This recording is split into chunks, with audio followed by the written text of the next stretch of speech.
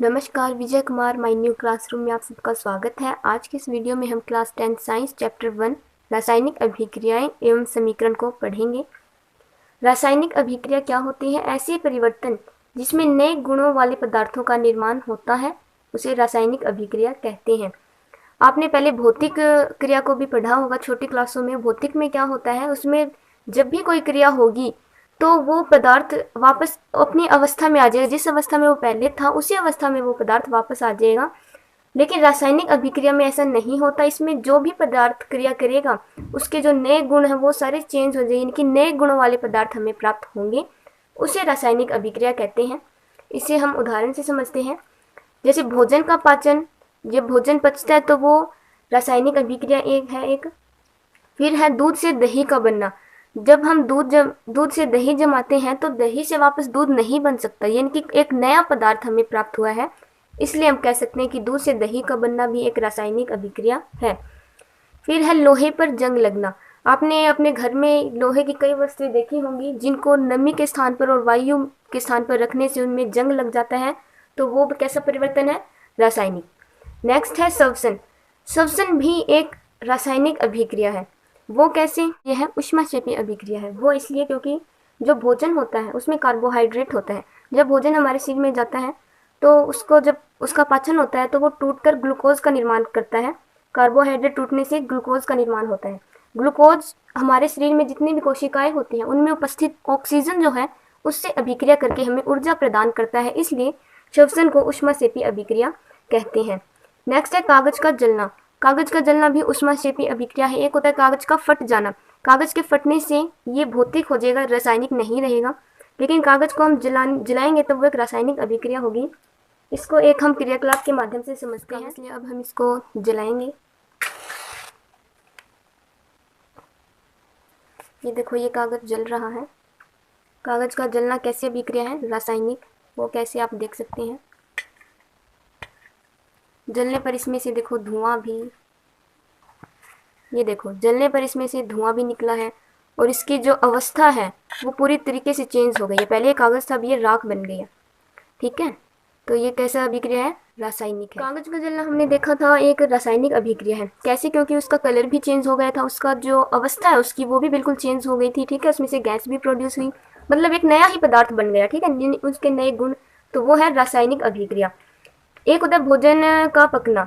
जब हम भोजन को पकाते हैं, पहले कच्ची सब्जी को हम जब काटते हैं, उसे बनाते हैं, तो वो एक नए गुणों वाला नया पदार्थ बन जाता है। ठीक है, तो वो है रासायनिक अभिक्रिया।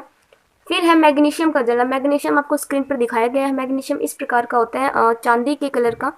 ठीक है, जब हम इसको वायु के संपर्क में जलाते हैं तो इसका भी दहन हो जाता है, तो ये भी रासायनिक अभिक्रिया है। अब हम जानेंगे कि रासायनिक अभिक्रिया के प्रेक्षण, यानी कि हमें कैसे पता चलेगा कि रासायनिक अभिक्रिया हुई है।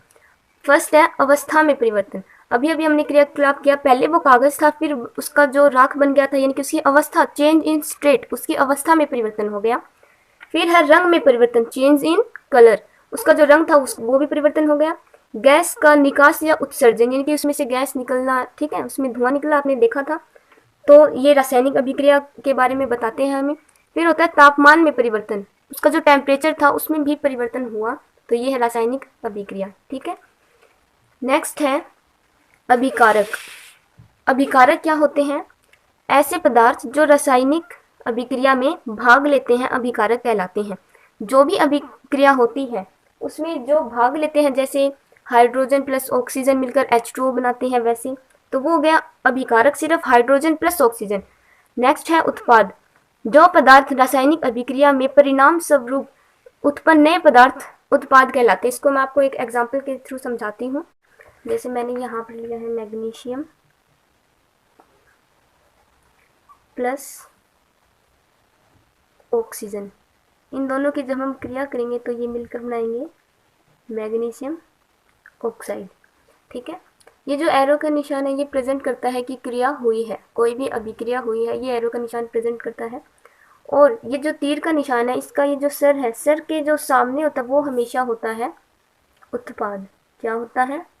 उत्पाद, यानी कि प्रोडक्ट। ठीक है, और ये जो एरो के निशान से जो पीछे की साइड, ये हमेशा ये दो इन्होंने, यानी कि इसमें कह रखे ना कि जो भाग लेते हैं रासायनिक प्रक्रिया में, जो भाग लेते हैं वो होते हैं अभिकारक।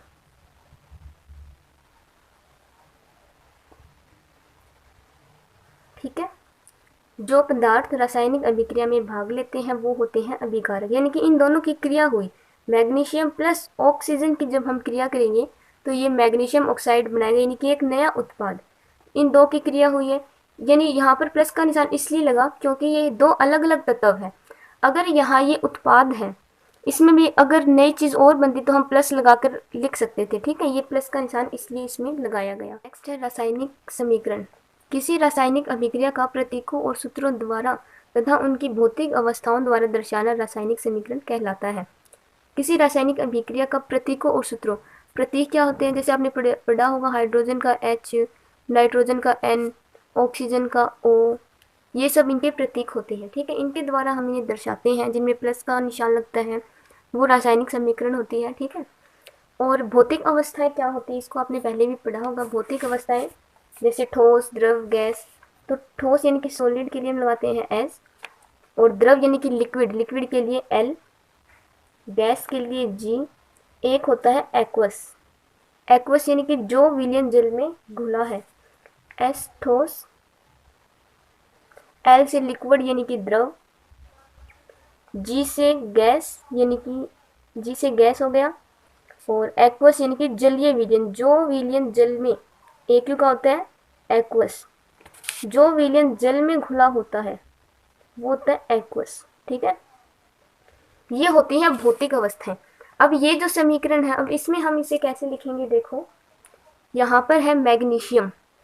मैग्नीशियम क्या है, ठोस है तो इसके पीछे हम लगा देंगे सॉलिड का सिंबल। ठीक है, ऑक्सीजन क्या है, गैस है तो इसके पीछे हम लगा देंगे G, ऐसे ब्रैकेट में ही लगाना है।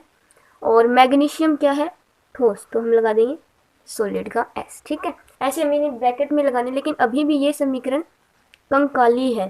क्या है, कंकाली, यानी कि जो इसे हम असंतुलित कहते हैं। ठीक है, अब इसको हम नेक्स्ट पढ़ेंगे कि इसे संतुलित कैसे करते हैं। संतुलित करना क्यों आवश्यक है, रासायनिक अभिक्रिया को संतुलित करना। रासायनिक अभिक्रिया को संतुलित करना क्यों आवश्यक है, इसमें है द्रव्यमान संरक्षण का नियम। आपने ये क्लास 9th में भी पढ़ा है कि जो द्रव्यमान संरक्षण का नियम है वो क्या कहता है कि किसी भी अभिक्रिया में द्रव्यमान का न तो निर्माण होता है न ही विनाश। अगर हम इसे कहें कि जैसे कि रासायनिक अभिक्रिया में पहले एवं पश्चात यानी कि उसके बाद प्रत्येक तत्व परमाणुओं की संख्या समान रहती है, इसलिए कंकाली समीकरण को संतुलित करना आवश्यक है। यानी कि पहले हमने पढ़ा था जैसे कि इसमें कोई भी तत्व है उसके जो पहले और उसके बाद में आने वाले जितने भी परमाणु संख्या है उनमें समान रहती है। जैसे इसमें है, हमने शुरुआत में पढ़ा था मैग्नीशियम और ऑक्सीजन का, यहाँ पर ऑक्सीजन है 2, यहाँ पर ऑक्सीजन है 1, तो ये समीकरण है कंकाली। इसको हमें संतुलित करना है, जिसको हम सीखेंगे।